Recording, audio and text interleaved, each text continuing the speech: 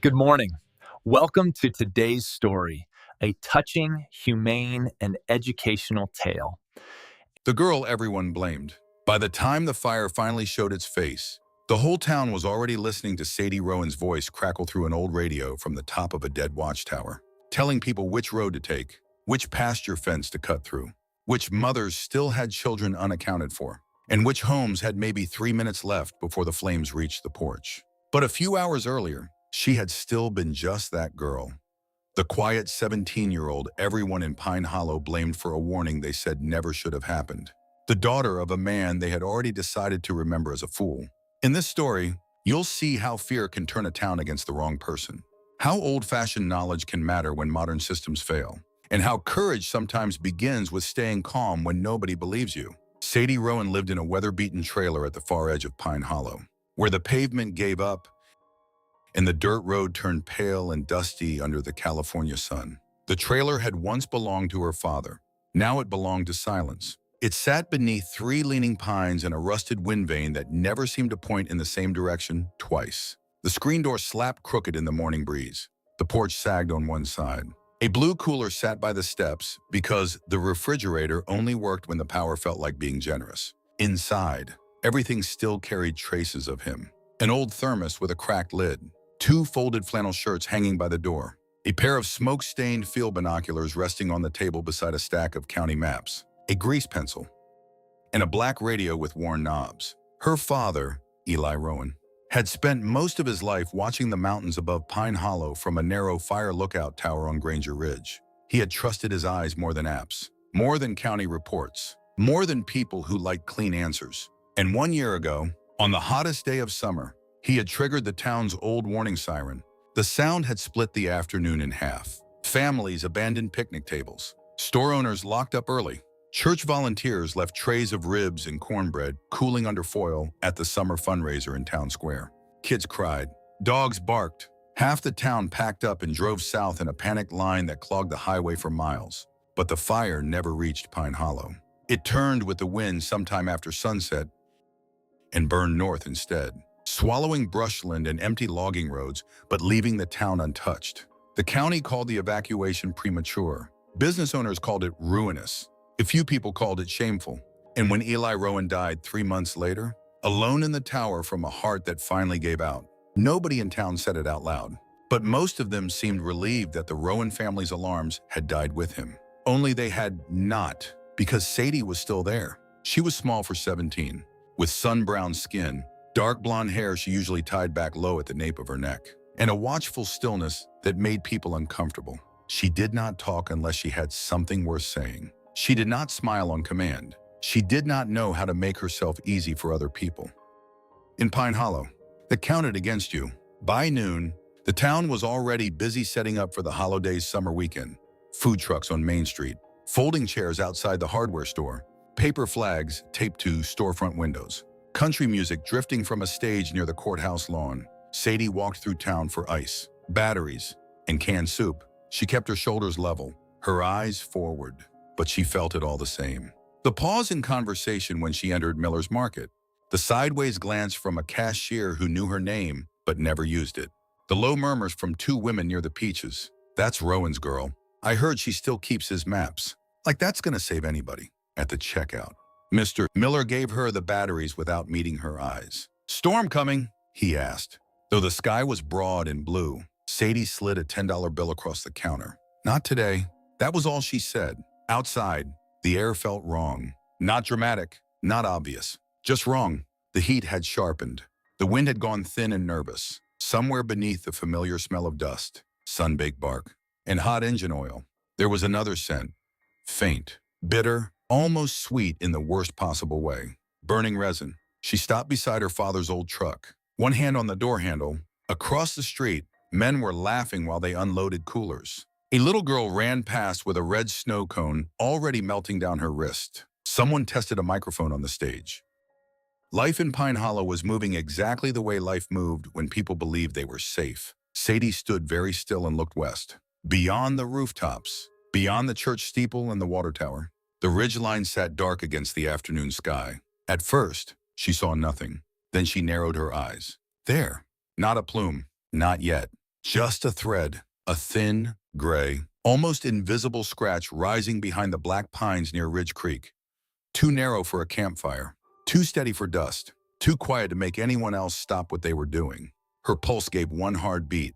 A year ago, that kind of smoke had cost her father his name. Today, it might cost the town much more. Sadie dropped the grocery bag into the passenger seat, turned the key in the truck, and looked once more toward the ridge. Then she drove toward the road that led up to the old watchtower her father had never truly left behind. The old tower above Granger Ridge. The road up to Granger Ridge had not been maintained since the county switched over to satellite maps, automated alerts, and a dozen polished systems that looked good in budget meetings. Sadie knew every rut anyway. Her father had driven that road in snow, fog, thunder, and smoke so thick it turned noon into dusk. She had ridden beside him enough times to know where the gravel loosened, where the shoulder crumbled, and where the mountain bent just enough to catch the wind from the west. By the time she reached the final gate, the sun was still bright, but the air had changed again. It felt tighter now, drier, restless. The old chain across the gate hung loose on one side. Someone had cut it months ago and never bothered to fix it.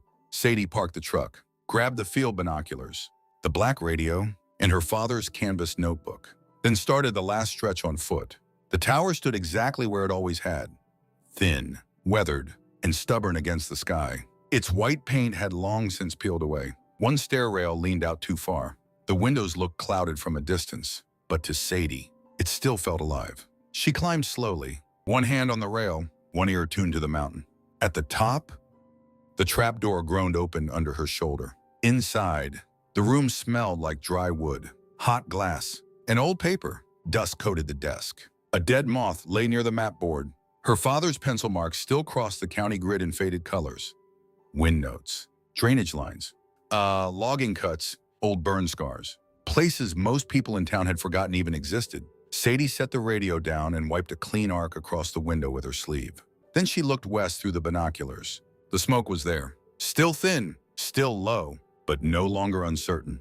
It rose from behind the Ridge Creek drainage, right where the slope folded inward and the signal always dropped. Her father had circled that exact pocket in red years ago and written 2 words beside it. Blind Basin. Sadie opened the notebook and flipped pages until she found the entry. No cell coverage in high heat. Late day wind funnel. Smoke hides low before Crown Run. Her jaw tightened. That was the problem. The county sensors watched the higher ridge. The phone towers covered the highway and the downtown corridor, but the basin itself sat tucked behind a curl of terrain that blocked both line of sight and signal.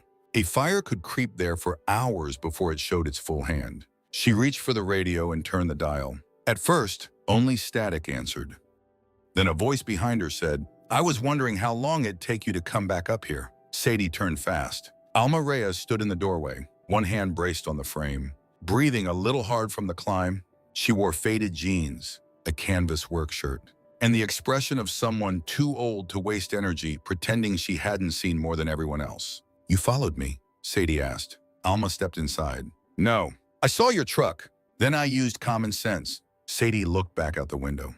"There's smoke in the basin. I figured that's what pulled you up here." Alma moved to the far shelf, opened a rusted cabinet, and pulled out a small tool roll and 2 sealed battery packs. "County never cleaned this place out proper. They just took the shiny stuff." Sadie stared at the batteries. "You kept these." "I kept a lot of things people were too proud to think they might need again." That almost sounded like her father. For the next 20 minutes, they worked without talking much. Alma checked the old emergency charger. Sadie reconnected a backup power line to the radio base and tested a weather siren control box that had not been touched in a year. One light flickered red, another stayed dead. "Half the system's gone," Sadie said.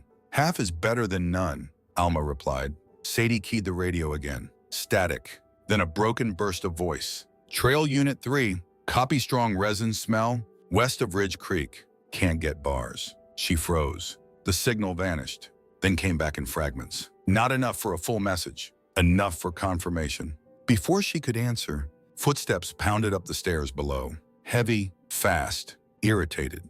Wade Mercer appeared in the doorway. Broad-shouldered and sunburned, his tan uniform darkened at the collar. Noah Bennett was right behind him. Younger, taller now. His volunteer fire shirt damp with sweat. His face caught somewhere between concern and caution. Wade took one look at the powered radio, the open control box, and Sadie at the window. "No," he said flatly. "Absolutely not." Sadie didn't move. "There's a fire building in the basin. There's heat haze and summer nerves." Wade shot back. "What there is not is permission for you to come up here and start bringing this tower back to life." Noah glanced toward the smoke, but too quickly, like he didn't want what he saw to count. Sadie held his gaze for 1 second. "You smell it too." Noah said nothing. Wade stepped closer. "You are not your father, Sadie, and this town is not doing this again." Sadie looked past him, through the glass, toward that thin gray line slowly rising where the ridge curled inward. Her voice was quiet when she answered, "That's exactly what I'm afraid of." The last time they laughed, Wade Mercer shut the radio box with more force than he needed. The metal snapped hard enough to echo through the tower. "For once," he said, keeping his voice low and tight, "you are going to leave this alone." Sadie stood still beside the window, one hand resting on her father's notebook. Outside, the ridge looked almost peaceful. Sunlight lay across the pines in long golden bands. From town below, faint and far away, she could still hear music drifting up from Main Street. A guitar, a microphone check. Laughter carried thin by the wind. It made the smoke look even crueler, because it was still there. Still rising, still too narrow for most people to notice, and too steady for Sadie to ignore. Alma crossed her arms. "Wade, you heard that radio traffic?" "I heard fragments," Wade shot back. "And fragments do not justify panic." Sadie turned from the window. "It's not panic if the fire is real." Wade met her eyes. "And if you're wrong," the question landed where he meant it to. A year ago, that same question had buried her father's good name. It had turned every warning into a joke, every instinct into a flaw, every Rowan into a problem people wished would disappear. Sadie swallowed once. Then she said, calm and plain, "If I'm wrong, people lose an afternoon. If I'm right, they lose their way out." Noah looked at her then, really looked at her. For a second, she saw the boy he used to be, the one who used to bike out near the trailer when they were 12, the one who once believed her father knew the mountain better than anybody alive. But that boy was older now, careful, divided.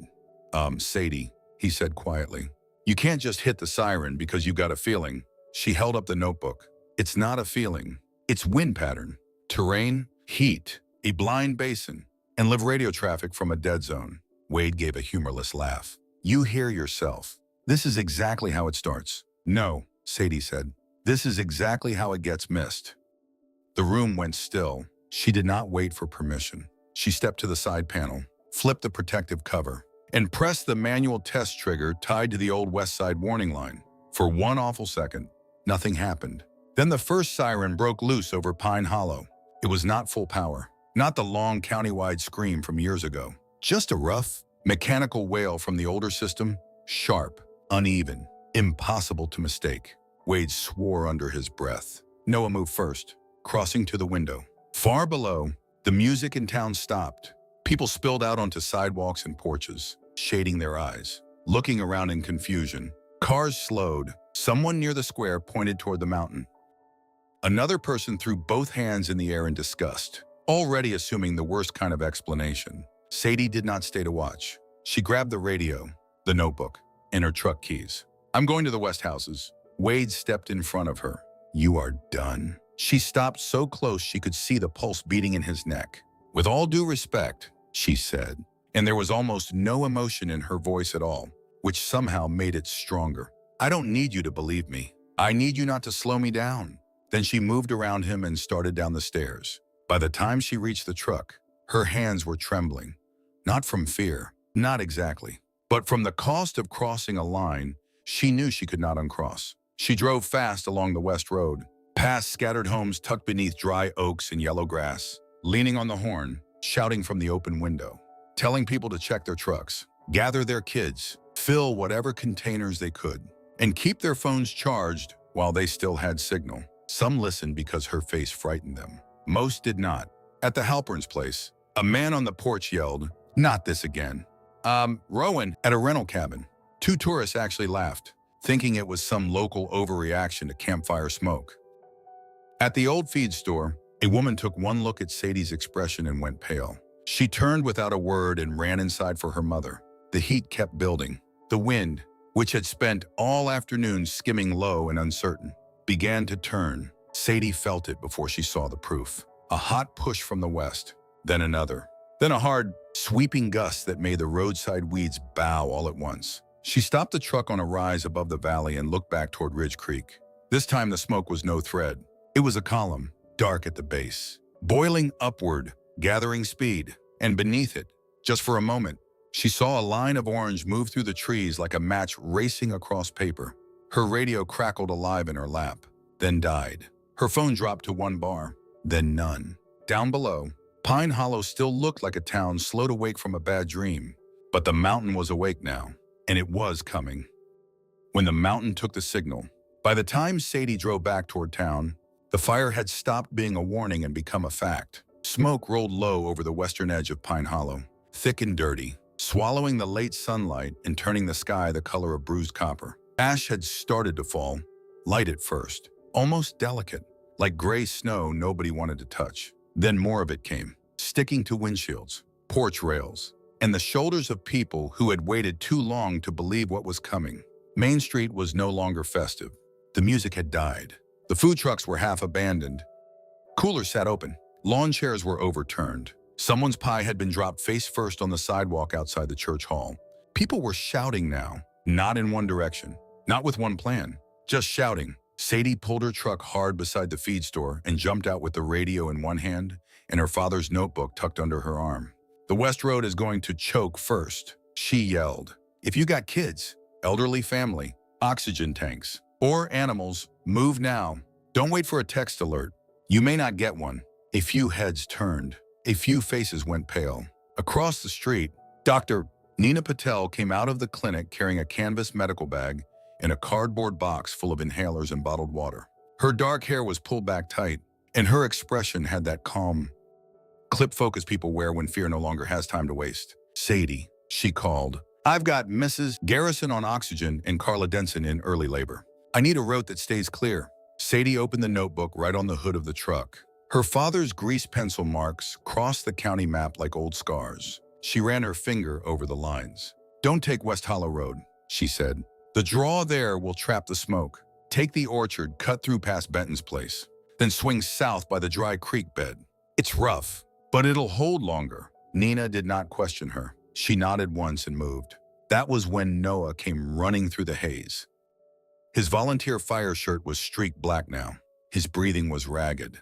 The look on his face had changed completely. Whatever doubt he had been holding on to up on the tower was gone. "The line jumped the ridge," he said. "We lost one engine in the brush. The county crew can't get a signal out. Wade's trying to move people.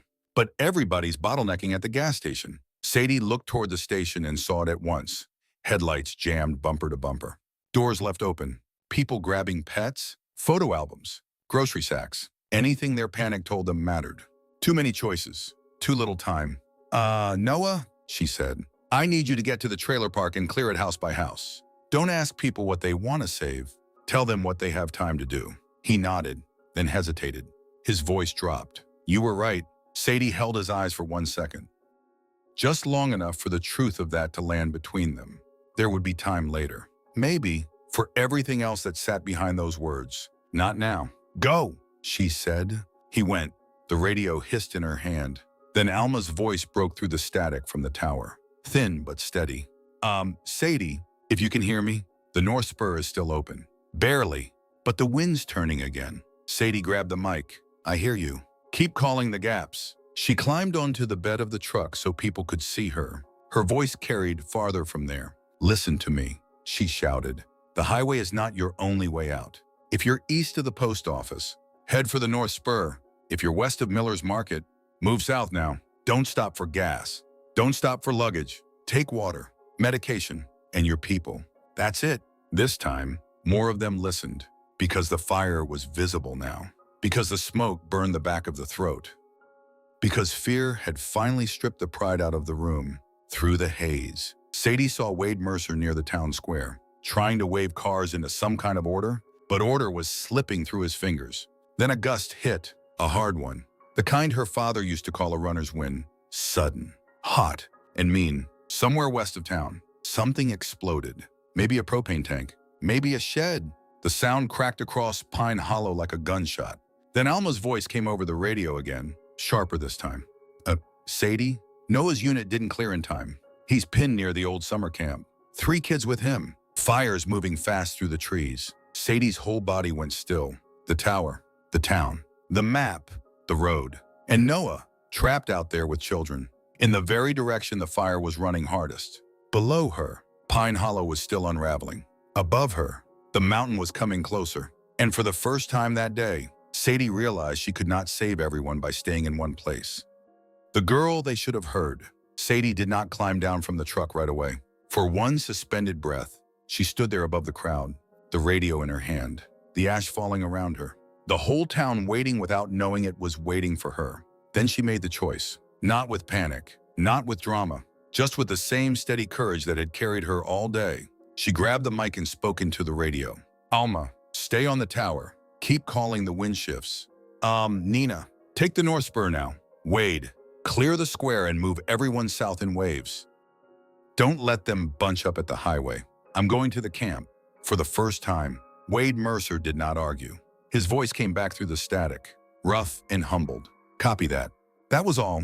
No title, no lecture, no order, just trust. Finally given when it should have been given hours earlier. Sadie drove hard through the smoke. One hand on the wheel, one eye on the tree line. The road toward the old summer camp was barely a road anymore. Just a narrow strip of dirt and memory cut between brush and black pines. Twice she thought she had gone too far. Once she had to stop and drag a fallen branch out of the way with both hands while sparks drifted down around her boots. Then she saw them. Noah, half carrying the youngest child, 2 others close behind him, coughing hard, faces streaked with soot. Fire moving through the trees behind them in sharp orange flashes. Sadie threw open the passenger door. Get in. Noah got the children into the cab first. He was about to climb into the truck bed when Sadie shook her head. Not back there. Up front. Now. He looked at her once, really looked at her, like he understood that nothing he could say in that moment would be enough. So he got in. Sadie turned the truck around and took the logging cut her father had marked years ago in the margin of his notebook. A path most people had forgotten and some never knew existed. It was rough, narrow, and mean on the suspension. But it dropped them below the worst of the wind and out toward the south edge of town, where the smoke thinned just enough to breathe.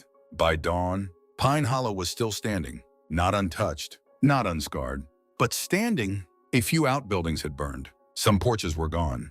The ridge above town looked blackened and raw. The air smelled like wet ash, melted plastic, and exhausted relief. People gathered near the church lawn in blankets and work boots, holding paper cups of burnt coffee, counting each other with the quiet gratitude of people who knew the number could have been smaller. Sadie stood apart from them at first. That was where she had learned to stand. Then Wade Mercer walked across the grass toward her.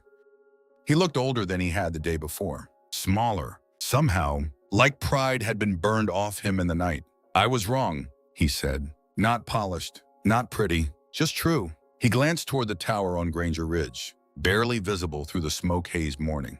About your father, too. Sadie said nothing for a moment. Then she looked out over the town, the people who had doubted her, the people she had warned, the people she had helped save anyway. My dad always said the mountain tells the truth first, she said softly. You just have to listen before it gets loud.